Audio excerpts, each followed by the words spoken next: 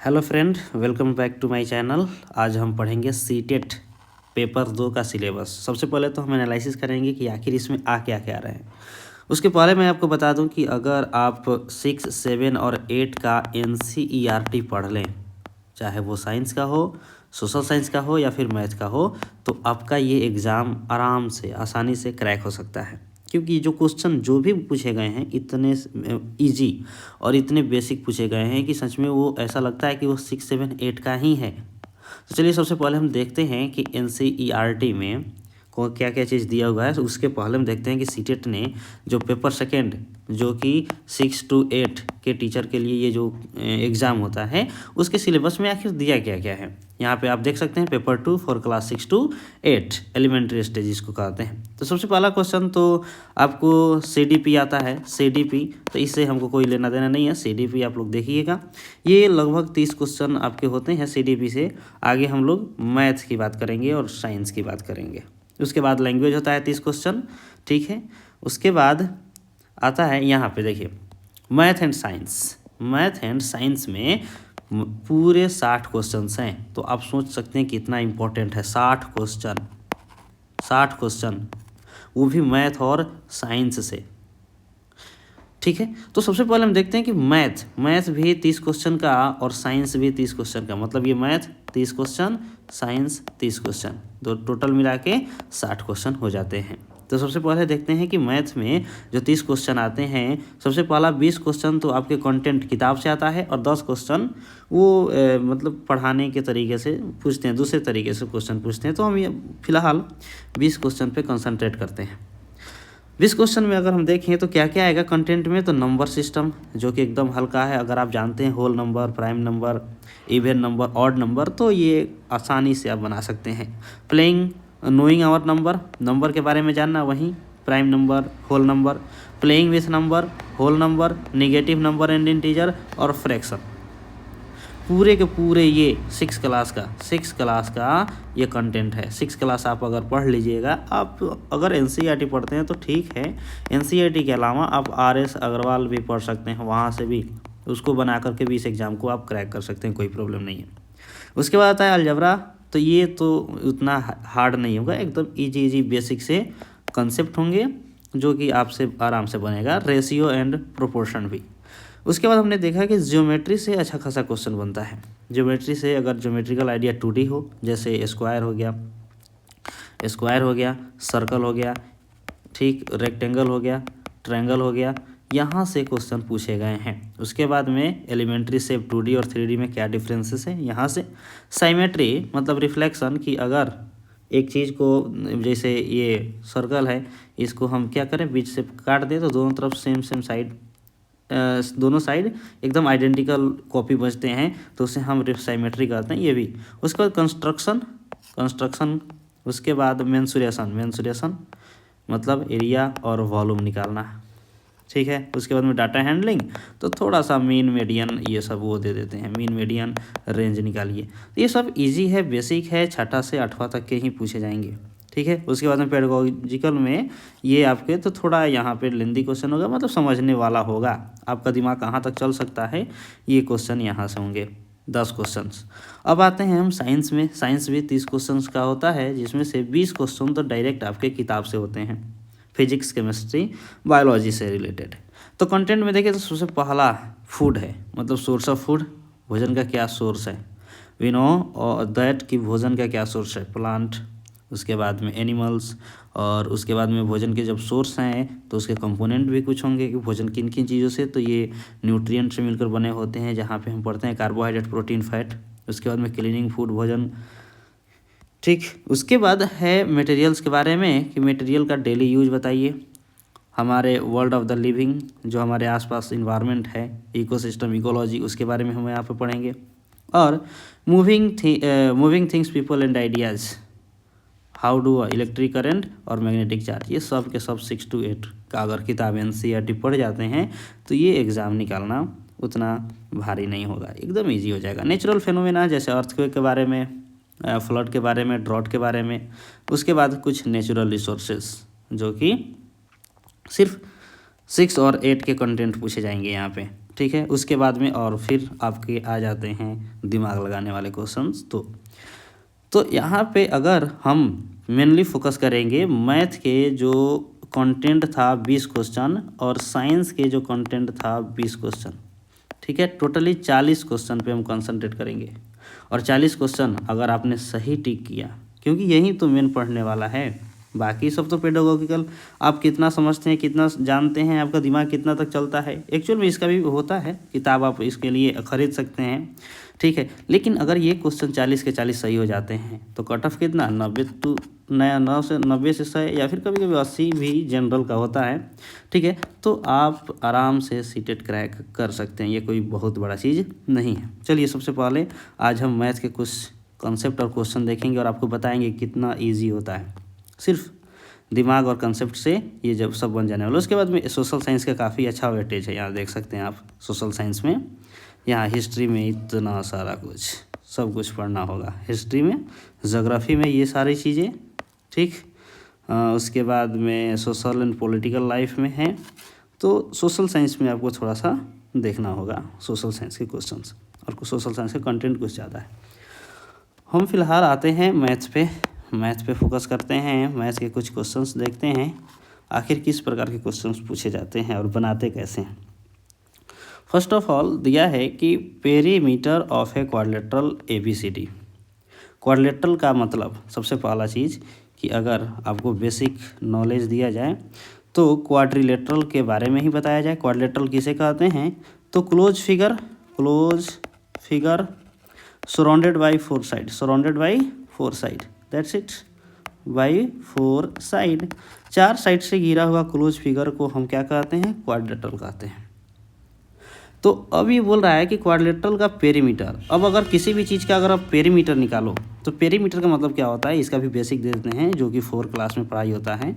तो perimeter means होता है सम ऑफ ऑल साइड, और अगर ये क्वाड्रिलेटरल है, मीन्स ये होता है कि सम ऑफ फोर साइड मतलब जितने भी साइड हैं, क्वाड्रिलेटरल में 4 साइड होते हैं तो चारों साइड को जोड़ दीजिए, दैट्स इट, उसका पेरीमीटर होगा। तो अब हम आते हैं क्वेश्चन पे, इसको हम आपको लिखना हो तो लिखिएगा, स्क्रीनशॉट ले लीजिएगा, बाकी हम मिटा देते हैं।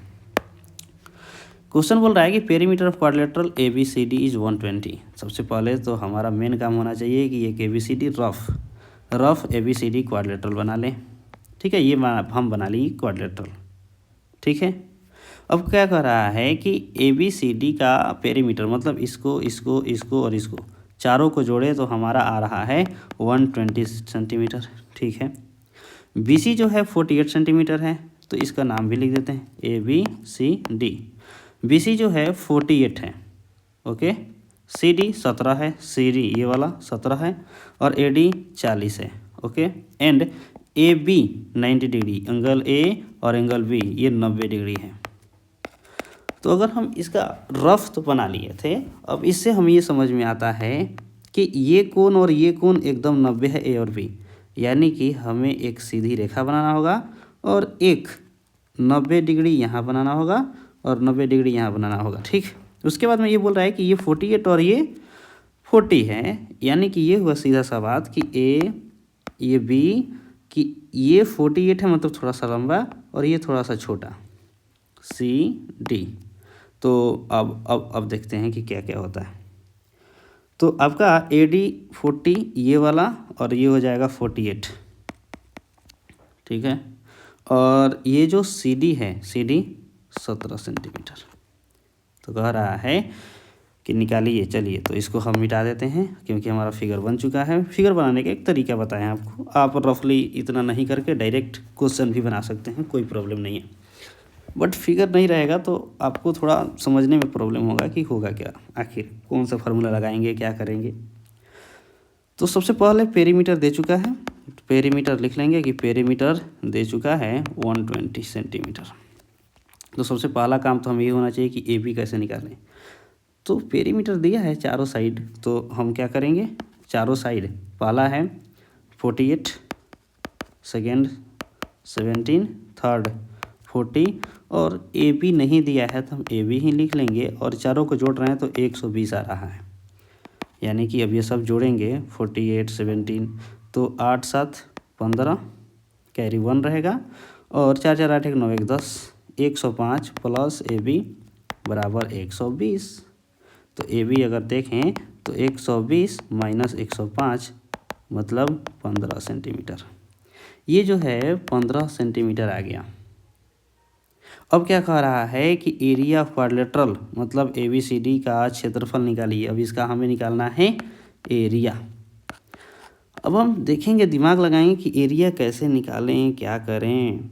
तो एक बात समझ में आएगा आपको कि हम देख रहे हैं कि ए और बी दोनों 90 डिग्री है, ये भी 90 डिग्री है और ये भी 90 डिग्री है। इसका सीधा सा मतलब है कि ए और बी कहीं ना कहीं पैरेलल लाइन है। आप लोग ये कंसेप्ट याद रखिएगा कि अगर दो कोण एकदम एक दूसरे के एडजेसेंट कोण अगर 90 डिग्री या फिर सेम एंगल का है तो वो लाइन ज़रूर ही पैरेलल होता है। यानी कि ये तो पैरेलल हो गया, ठीक है।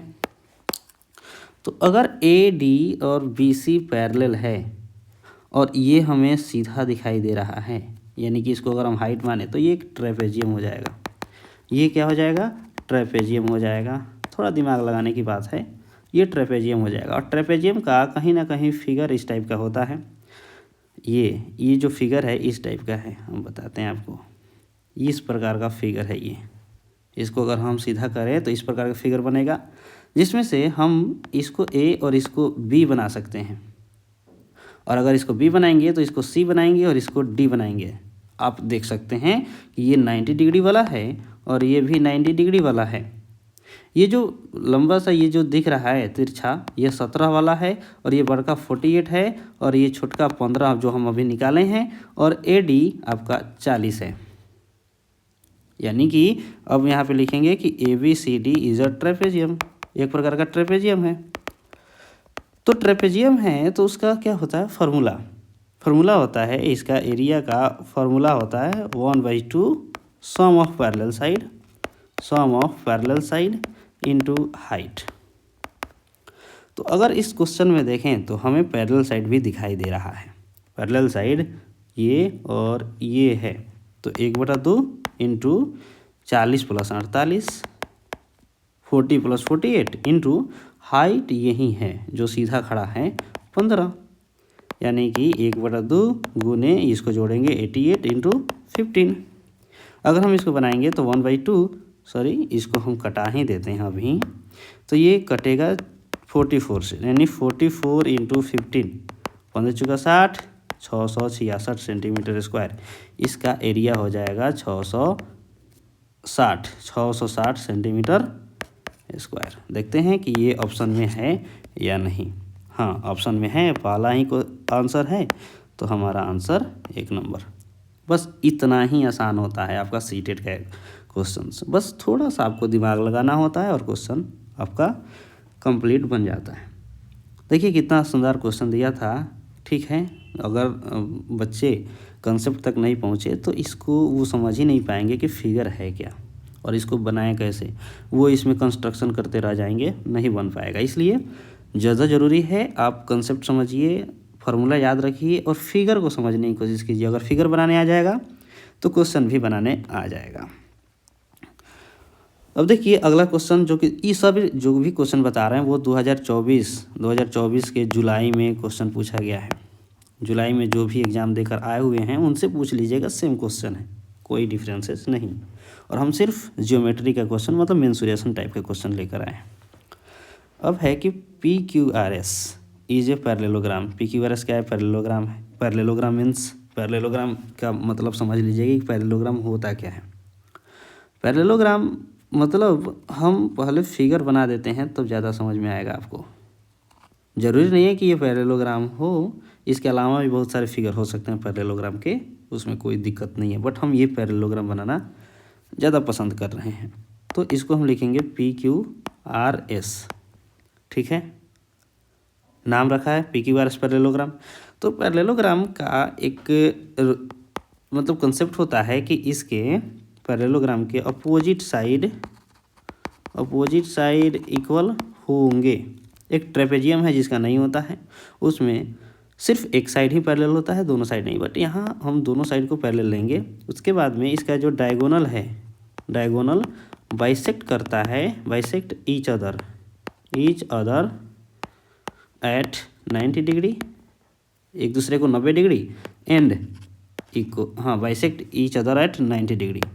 मतलब ये हुआ कि अगर हम इसमें एक ये वाला खींचे, ये वाला लाइन थोड़ा सा गड़बड़ हो गया तो हम दोबारा खींच सकते हैं, इसमें कोई बड़ी बात नहीं है, ये वाला और ये वाला, ठीक है।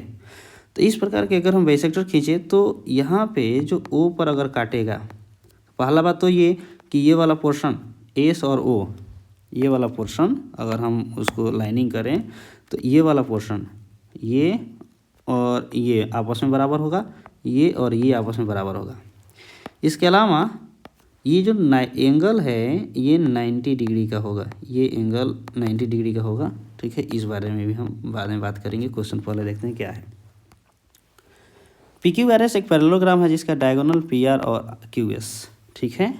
पी आर एक डायगोनल है, ये पी आर एक डायगोनल है और क्यू एस भी एक प्रकार का डायगोनल है। अब क्वेश्चन कह रहा है कि ये दोनों इंटरसेक्ट कर रहे हैं एट ए पॉइंट ओ, ठीक है, हमने बता दिया पहले ही कि ओ पर ये इंटरसेक्ट कर रहा है, such that O P is x+7। O P, अब देखिए ओ पी है कहाँ, ये रहा ओ पी, ये है x+7, x+7 ओ पी, ये वाला पोर्शन यहाँ से लेकर यहाँ तक। After that O Q x+y, O Q ये वाला पोर्शन x+y, x+y। अब क्या कह रहा है कि O R equal to 20, O R हमें देखना है, ओ आर ये यहाँ 20, ठीक है, and O S equal to 16, O S equal to 16, O S ये वाला 16 हो गया, ठीक है। अब बोल रहा है कि 7y+5 का आप वैल्यू बता दीजिए। अब कह रहा है कि जब x का मान यहाँ से निकालिए, यहाँ से इस क्वेश्चन से x का मान निकालिए और x का मान निकल जाए तो 7y+5, मतलब x का और y का वैल्यू निकालिए और फिर इसमें पुट कीजिए y का वैल्यू, देखिए कितना आता है। तो सबसे पहले तो हमें x और y का मान निकालना ज़रूरी है। x और y का मान निकालेंगे तो यहाँ पे देखेंगे कि ये वाला है 20, तो यानी कि ये भी 20 होगा और ये 16 है तो ये भी 16 होगा। तो यहाँ पे अगर हम देखें तो अगर ये पैरेललोग्राम है, सीधा सीधी लिख देते हैं, कोई इसमें हम लैंग्वेज का प्रयोग नहीं करेंगे डायरेक्ट, क्योंकि एग्जाम बनाना है तो जल्दी जल्दी। तो ओ पी जो है वो बराबर हो जाएगा ओ आर के, ठीक है। और ओ पी कितना दिया है x+7 और ओ आर कितना दिया है 20, तो यहाँ से x का मान क्या निकल जाएगा 20 - 7 = 13, मतलब x का मान 13 आ गया, ठीक है। अब हम ये भी देखे रहे हैं कि जो ओ क्यू है, ओ क्यू दिया है वह दिया है 16, लेकिन क्वेश्चन में दिया है x+y = 16। तो यहाँ से x का मान ये जो 13 आया है उसको पुट कर देंगे x की जगह पर, तो 13 + y = 16, तो y = 16 - 13 = 3। यहाँ से हमें पता चल गया x = 13 और y = 3। अब हमें क्या करना है, हमें तो ये निकालना है, कह रहा है 7y+5, इसलिए 7y + 5 = 7 × y के जगह पर क्या रखेंगे 3 + 5, 7 3 जा 21 + 5 = 26, कितना 26। आंसर 26 देख लेते हैं है कि नहीं, हाँ है, 3 नंबर में 26, तो आंसर ये होगा। देख लीजिए इतना ही आसान क्वेश्चन था, बस सिर्फ समझना था, सिर्फ फिगर बनाना था, समझना था। तो फिगर बनाना तो मोस्ट इम्पॉर्टेंट है, अगर आपको फिगर बनाना नहीं आता है तो फिर मुश्किल है इस क्वेश्चन को सॉल्व कर पाना। देखिए अब क्या कह रहा है कि सिलेंडर के बारे में बोल रहा है, तो सबसे पहले सिलेंडर देख लेते हैं। ये है, ये सिलेंडर है, ठीक है। सिलेंडर का वॉल्यूम के बारे में हम बात करेंगे। तो सिलेंडर का वॉल्यूम क्या होता है, वॉल्यूम ऑफ सिलेंडर का मतलब होता है amount of space inside the cylinder. ये सिलेंडर है, सिलेंडर का मतलब अब कोई भी खुला, कोई भी चीज़ हॉलो चीज़ हो, गोल हो, उसको हम सिलेंडर कह देते हैं। सिलेंडर के अंदर जितना जगह होता है उसी को हम उसका वॉल्यूम कहते हैं। इसका वॉल्यूम का फॉर्मूला होता है कि πr² × h, जहाँ पे ये जो r है वो बेस ये जो दिख रहे हैं बेस सर्कुलर होता है तो उसका रेडियस, और एच इसकी पूरी हाइट को कहते हैं एच, और इसको कहते हैं आर। तो चलिए हम सबसे पहले क्वेश्चन देखते हैं, क्वेश्चन क्या कह रहा है। द हाइट ऑफ रेडियस का height, the height and base radius of the right और सर्कुलर सिलेंडर 9 और 6। एक हम बना लेते हैं, एक सर्कल मतलब एक सिलेंडर बना लेते हैं। अभी सिलेंडर में क्या कह रहा है कि जो हाइट है वो 9 है, ये हाइट 9 है, और बेस का रेडियस जो है वो 6 है। ये जो रेडियस है वह 6 है, ठीक है, ये 6 है। If the base radius become half, तो सबसे पहले तो इसका हम वॉल्यूम, इतना पे हम वॉल्यूम निकालेंगे कि इसका वॉल्यूम आखिर होगा क्या, हमें ये पता है। तो वॉल्यूम निकालेंगे कितना, पाई आर स्क्वायर एच, पाई का मान पाई ही रहने देंगे, आर स्क्वायर आर कितना है 6 है, 6 का स्क्वायर, एच 9 है तो 9, पाई गुने 36 गुने 9। अब इसको गुना हम कर लेंगे या फिर ऐसे भी छोड़ सकते हैं, बाद में आखिर हमें तो कटाना ही। तो गुना कर लेते हैं, 9 छक 54, कैरी 5, 9 तरीका 27, 5 32, 324 पाई। इतना हमें याद रखना है, बाद में इसकी ज़रूरत पड़ेगी। 324 पाई इसका वॉल्यूम हो गया फिलहाल। अब आते हैं कि क्या कह रहा है कि if the base of radius become half. पहले क्या था, रेडियस, पहले इसमें रेडियस जो है वो 6 था, तो हम एक और बनाते हैं यहाँ पे। अब बोल रहा है इसमें क्या किया जा रहा है कि जो रेडियस है उसको आधा कर दिया जा रहा है। तो अगर रेडियस पहले 6 था तो अब रेडियस 3 हो गया, रेडियस कितना हो गया 3, and height increase by 3 centimetre. और पहले से हाइट 9 था, अब पहले से 9 था और उसमें 3 जोड़ दिया गया, मतलब 12 हो गया। अब क्या था, नया जो हमें बना कौन सिलेंडर, उसका आर 3 था और हाइट 12 था। तो हम क्या करेंगे, इसका अब हम वॉल्यूम निकालेंगे, तो क्या आएगा, सेम वही फार्मूला लगेगा, पाई आर स्क्वायर एच, पाई का मान पाई ही रहने देंगे, आर का मान 3 का स्क्वायर गुने 12, मतलब पाई इंटू 3 3 9 गुने 12, मतलब 108 पाई, ठीक है। पहले का जो सिलेंडर था, पुराना सिलेंडर, उसका 324 और इसका आया है 108 पाई। तो चलिए सबसे पहले देख लेते हैं कि कितना का डिफरेंस है। तो वॉल्यूम ऑफ लिख देंगे, वॉल्यूम ऑफ ओरिजिनल, ठीक है, और वॉल्यूम ऑफ न्यू, नायका का देख लेंगे। तो ओरिजिनल वॉल्यूम हमारे पास 324 पाई था और ये 108 पाई, पाई से पाई ख़त्म 3 से, मतलब क्या हुआ कि ये जो नायका सिलेंडर है वो 1/3 कम हो चुका है। यानी कि अब देखते हैं ऑप्शन क्या है, the new volume will twice, मतलब कह रहा है कि नया जो बना है, नया आयतन, क्या वह दुगुना है, नहीं दुगुना नहीं है। क्या वो आधा हो गया है, नहीं। क्या वो थ्राइस मतलब 3 गुना हो चुका है, नहीं। क्या वो 1/3 हो चुका है, यस 1/3 ही तो हुआ है, यहाँ पे देख रहे हैं। ये अगर बड़का वाला 3 गुना है तो यानी कि ये 1/3 हो चुका है, दैट्स इट, यही तो हमें निकालना था। तो वो 1/3 मतलब नया आयतन जो है मूल आयतन का 1/3 हो जाएगा। समझ में आ गया, ये आई होप कि आपको समझ में आ गया होगा। अगर आपको बेसिक आता होगा तो जरूर आ गया। नेक्स्ट क्वेश्चन देखते हैं कि 2 parallel line are intersected by transversal. देखिए 2 पैरेलल लाइन है, एक है यहाँ पे ए और यहाँ पे एक है बी, ठीक है। ए और बी 2 पैरेलल लाइन है और एक ट्रांसवर्सल लाइन उसको यहाँ पे एल ट्रांसवर्सल लाइन उसको क्या कर रहा है, काट रहा है दोनों को। तो बोल रहा है कि 2 interior angle so formed, 2 interior angle बन रहा है। तो एक बात याद रखिएगा कि इसमें अगर 2 लाइन पैरेलल हो और एक काटे, तो इस वाले एंगल को जो अभी एंगल बना रहे हैं उसे हम कहते हैं इंटीरियर एंगल, क्योंकि वो दोनों पैरेलल लाइन के भीतर है तो वो इंटीरियर। और अब जो बना रहे हैं दूसरे कलर से, लाल कलर से, वो होगा एक्सटीरियर, बाहर वाला एक्सटीरियर एंगल, अंदर वाला इंटीरियर एंगल। अब क्या कह रहा है कि इंटीरियर फॉर्म हो रहा है same side of the transversal, ये ट्रांसवर्सल है तो ट्रांसवर्सल के सेम साइड में, मतलब क्या हुआ कि ट्रांसवर्सल के सेम साइड में एंगल जो बन रहा है ये वाला और ये वाला सेम साइड में है। वो बोल रहा है कितना हो जाता है 2x प्लस 15, ये 2x प्लस 15 और ये 3x माइनस 20, 3x माइनस 20। तो बोल रहा है कि 4x। तो सबसे पहले तो हमें यहाँ x निकालना है, x निकलेगा उसके बाद वो बनेगा। तो सबसे पहले यहाँ देखिए, ये थोड़ा सा कुछ इसके कंसेप्ट जान लीजिए कि होता क्या है एक्चुअल में। ये जो एंगल है एक, ये जब इस प्रकार की सिचुएशन हो तो हम क्या करेंगे, सबसे पहला तो कि कौन किसके बराबर होगा ये जानना बहुत ज़रूरी है, ठीक है। तो अगर इसमें देखें तो एंगल एक बराबर होता है हमेशा एंगल 5 के, ठीक है। एंगल 3 एंगल 7 के बराबर होगा, ठीक है। एंगल 2 एंगल किसके बराबर होगा 6 के, एंगल 2 बराबर होगा एंगल 6 के, और एंगल 4 बराबर होगा एंगल 8 के हमेशा। साथ में अगर हम देखें तो दो सेम साइड इंटीरियर एंगल का सम 180 होता है, मतलब एंगल 3 और एंगल 5 को जोड़ेंगे तो 180 आएगा।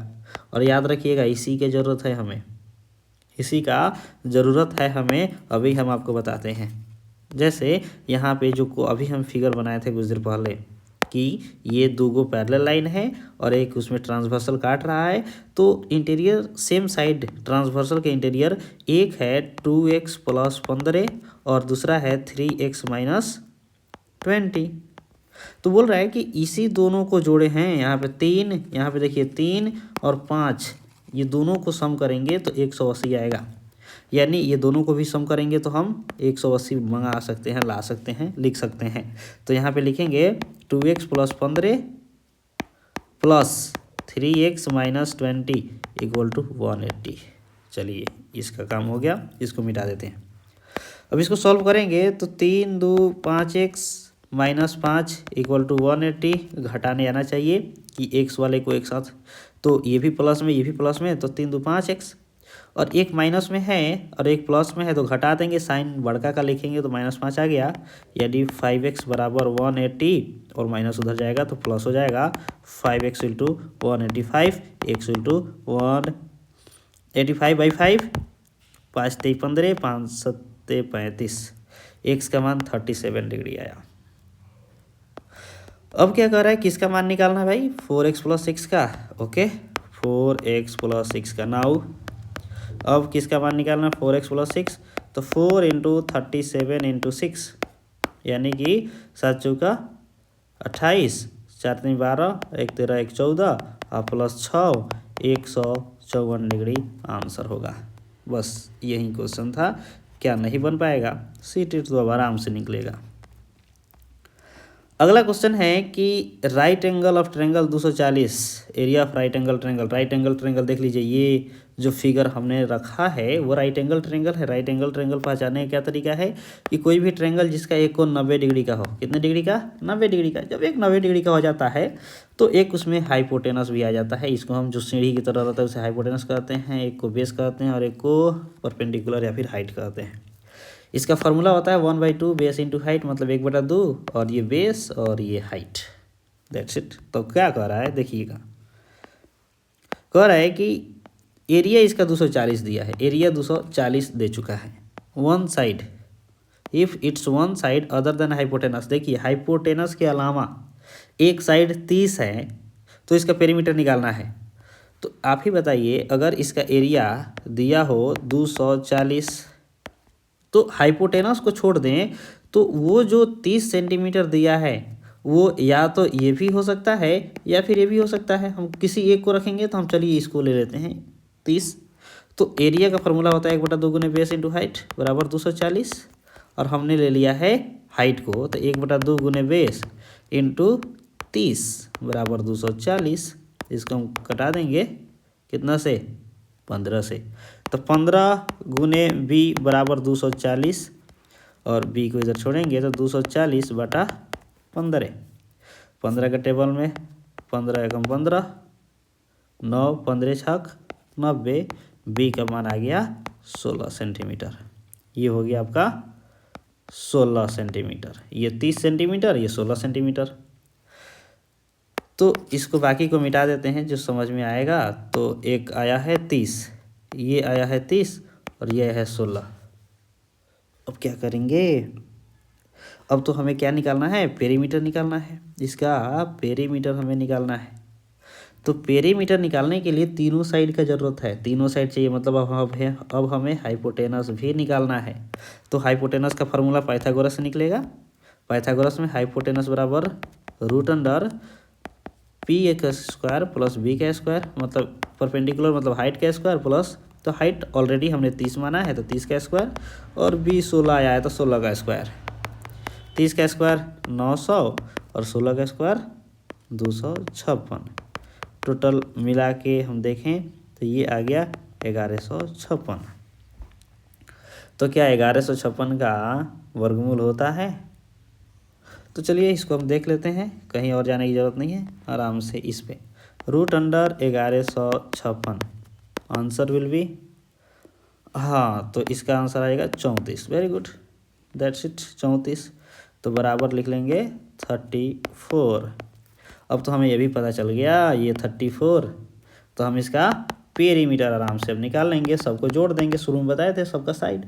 30 सम 30 प्लस 16 प्लस 34 कितना हो जाएगा, 30 34 64 80। आई थिंक 80 होना चाहिए, ऑप्शन में 80 है भी, यानी कि आंसर यही होगा। तो चलिए क्वेश्चन तो ख़त्म हुआ। 2024 जुलाई में जो भी क्वेश्चन पूछा गया था वो क्वेश्चन इतना ही आसान था, यानी कि दिसंबर में भी यही क्वेश्चन आएंगे और इसी के जैसे आएंगे, यही तो नहीं इसी के जैसे आएंगे। तो बस आप क्या कीजिए, एनसीईआरटी पे ज़्यादा फोकस कीजिए, आर.एस. अग्रवाल का मैथ बनाइए, एनसीईआरटी का मैथ बनाइए, एनसीईआरटी का साइंस पढ़िए, एस चंद का भी आप बुक ले सकते हैं 7-8 का, और वहाँ से भी आप साइंस पढ़ सकते हैं। बहुत ही आसान है, बहुत ईजी है, आप आसानी से कर सकते हैं। सीटेट निकाल करके आप टीचर बन सकते हैं।